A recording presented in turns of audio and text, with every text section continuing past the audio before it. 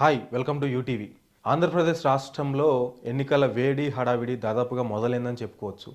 ఇంకొద్ది రోజుల్లోనే నామినేషన్ల ప్రక్రియ మొదలవుతూ ఉంటుండగా దానికి సంబంధించి ప్రధాన పార్టీలైనటువంటి బీజేపీ, జనసేన, టీడీపీ అదేవిధంగా వైసీపీ పార్టీలు ఇప్పటికే వాళ్ళ అభ్యర్థులందరినీ కూడా ప్రకటించాయి.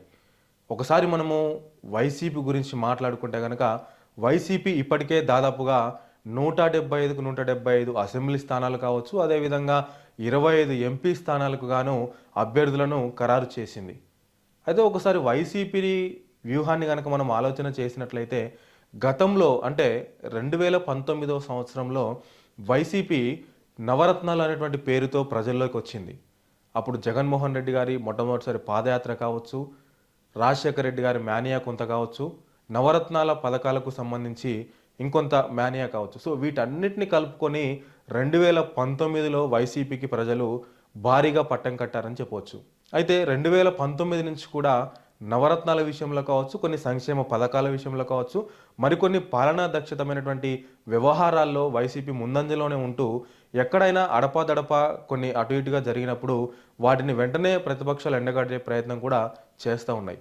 అయితే మొన్నటికి మొన్న ఈ 175 అసెంబ్లీ నియోజకవర్గాల ఎంపిక విషయంలో కూడా భారీ ట్విస్ట్లే చేరాయని చెప్పేసి మనం చెప్పుకోవచ్చు. ఎందుకనంటే వైసీపీలో అంటే గతంలో ఉందో లేదో తెలియదు కానీ మునుపెన్నడూ లేని విధంగా ఎమ్మెల్యేల ట్రాన్స్ఫర్ జరిగిందని చెప్పేసి అటు ప్రతిపక్ష పార్టీలు గగ్గోలు పెట్టాయి. కానీ జగన్మోహన్ రెడ్డి గారు మాత్రం అదేది కూడా లెక్క చేయకుండా వైసీపీలో ఉన్నటువంటి ఎమ్మెల్యే క్యాండిడేట్లని గవర్నమెంట్ ఆఫీసర్లను ట్రాన్స్ఫర్ చేసినట్లుగా ట్రాన్స్ఫర్ కూడా చేశారు. మొత్తానికి ఏదైతేనేం కొంత అసంతృప్తి రావడము వైసీపీ నుంచి టీడీపీకి, అదేవిధంగా వైసీపీ నుంచి కాంగ్రెస్కు, అదేవిధంగా మిగతా పార్టీల్లో నుంచి వైసీపీకి. సో ఈ విధంగా వలసల ప్రక్రియ అయితే దాదాపుగా పూర్తయిందని చెప్పుకోవచ్చు, ఒక 99% మేర.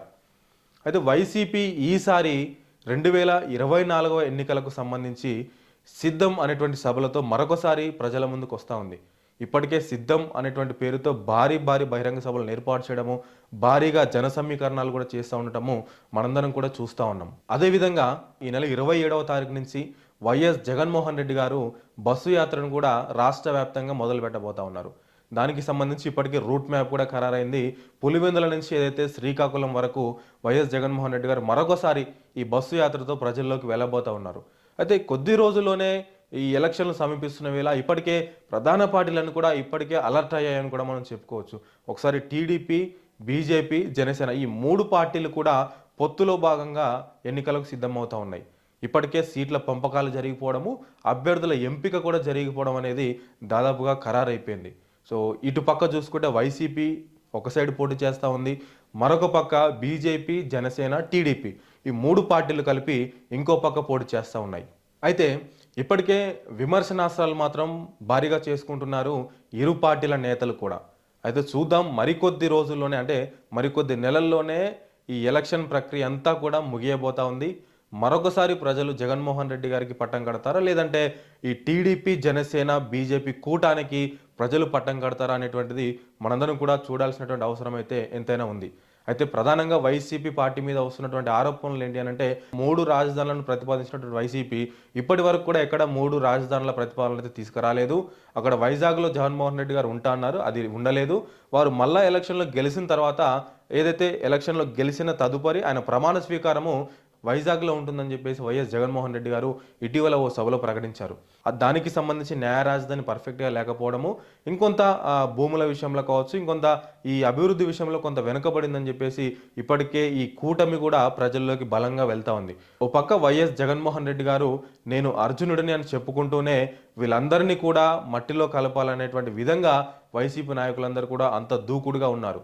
సో ఈసారి దాదాపుగా వారసుల ఎంట్రీ అయితే దాదాపుగా వచ్చేసిందని చెప్పుకోవచ్చు. కొంతమంది నాయకులు రాజకీయాల నుంచి తప్పుకోవడం కావచ్చు, రాజకీయాల నుంచి రిటైర్మెంట్ తీసుకోవడంతో పాటుగా వాళ్ళ వారసులను ఈసారి తెర మీదకి తీసుకొచ్చారని కూడా మనం చెప్పుకోవచ్చు. అయితే ఓవరాల్గా ఇంకొద్ది రోజుల్లోనే రాష్ట్రంలో ఎన్నికలు సమీపిస్తున్న వేళ చూద్దాం మరి ప్రజలు ఏ పార్టీ వైపు పట్టం కడతారంటే. అయితే ఒక పక్క ఈ కూటమి గురించి కూడా మనం మాట్లాడుకుంటే ఈ కూటమిని కూడా ప్రజలు నమ్మే పరిస్థితుల్లో లేరని చెప్పేసి వైసీపీ కూడా బలంగా వాదిస్తూ ఉంది. మరి చూద్దాం ఏం జరగబోతా ఉంది. వైసీపీ మాత్రం ఈసారి 175కు 175 స్థానాలు మేము గెలిచి తీరబోతున్నాం, అదేవిధంగా 25 ఎంపీ స్థానాల్లో కూడా మేము గెలవబోతున్నామని కూడా వారు చెప్తా ఉన్నారు. మరోపక్క కూటమి అభ్యర్థులు కూడా, కూటమి నాయకులు కూడా ఈసారి అధికారం మాదే, ఈ సైకో జగన్‌ను ఓడిస్తామని చెప్పేసి అటు ప్రతిపక్ష నాయకులు కూడా ఘంటాపథంగా చెప్తున్నటువంటి పరిస్థితి.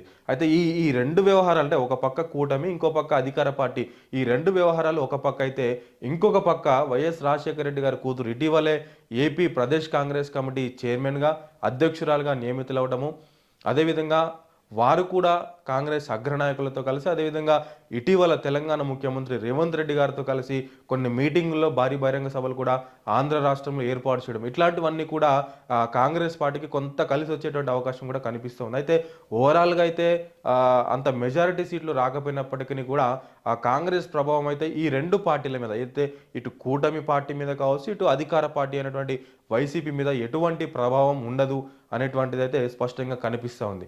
అయితే ఓవరాల్‌గా ఈ కూటమికే మద్దతుగా కాంగ్రెస్ పార్టీ ఉంటుంది. అయితే ఏదైతే బీజేపీ, జనసేన, టీడీపీ అనుబంధ పార్టీగానే కాంగ్రెస్ ఉండబోతుంది అనేటువంటి కొన్ని ఊహాగానాలు కూడా ఆంధ్ర రాష్ట్ర ప్రజల నుంచి కూడా ఉత్పన్నమవుతా ఉన్నాయి. కాబట్టి చూద్దాం, మరి షర్మిల తన ఓన్ మాన్యాన్ని క్రియేట్ చేసుకొని వైఎస్ రాజశేఖర రెడ్డి గారి ఆశీస్సులతోని, లేదా వైఎస్ రాజశేఖర రెడ్డి గారు చేపట్టినటువంటి సంక్షేమ పథకాల ఆధారంగా ఏమైనా సీట్లు గెలుస్తుందా, కొంత మేరకు అంటే ఎంత మేరకు వారు ప్రభావితం చేయగలుగుతారు అనేటువంటిది కూడా కొంత ఆలోచన చేయవలసిన అవసరం మనకుంది. అయితే మొత్తానికి ఒక పక్క షర్మిల, ఇంకొక పక్క జనసేన, బీజేపీ, టీడీపీ, అదేవిధంగా మరొక పక్క వైసీపీ. ఈ ఈ తతంగం అంతా కూడా అంటే ఈ ఈ ఈ ఓవరాల్‌గా ఈ పార్టీలన్నీ కూడా ప్రజల్లోకి వెళ్ళబోతా ఉన్నాయి మరికొద్ది రోజుల్లో. చూద్దాం ఈసారి మరి ప్రజలు ఎవరిని ఆదరించబోతా ఉన్నారనేటువంటి విషయాలన్నీ కూడా నేను మరొకసారి మీ ముందుకు తీసుకొచ్చేటువంటి ప్రయత్నం చేస్తాను. అంతవరకు చూస్తూనే ఉండండి యూటీవీ. ఈ వీడియో కనుక మీకు నచ్చినట్లయితే యూటీవీని లైక్ చేయండి, షేర్ చేయండి, సబ్స్క్రైబ్ చేయండి.